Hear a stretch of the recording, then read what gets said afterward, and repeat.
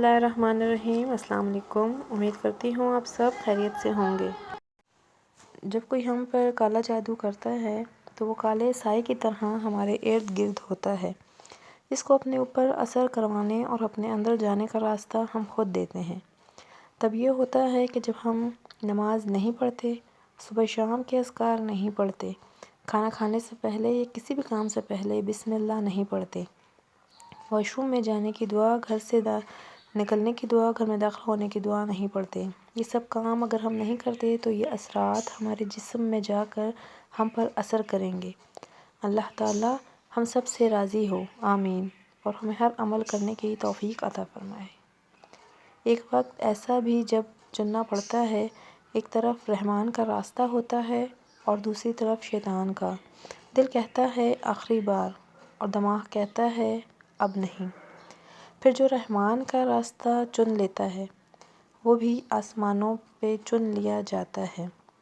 خاص کر پھر اس کے کام بنتے چلے جاتے ہیں۔ بعض تمنائیں شیطان اور نفس کا دھوکہ بھی ہوتی ہیں اور ہم اسے خواہش سمجھ کر پورا کرتے رہتے ہیں۔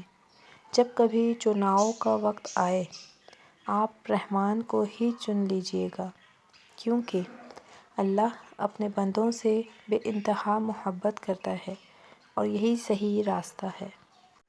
اپنے رب کے لیے خود کو بدلیے، خود کو صبغت اللہ کے رنگ میں رنگنے کی کوشش تو کریں۔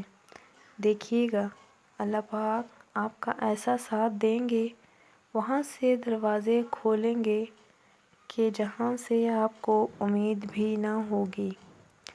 یہ نہ سوچنا کہ کل کروں گی، کیونکہ کل تو کبھی آتی ہی نہیں۔ آج اور ابھی سے اپنے آپ کو رب کے لیے بدلنے کی جستجو شروع کریں۔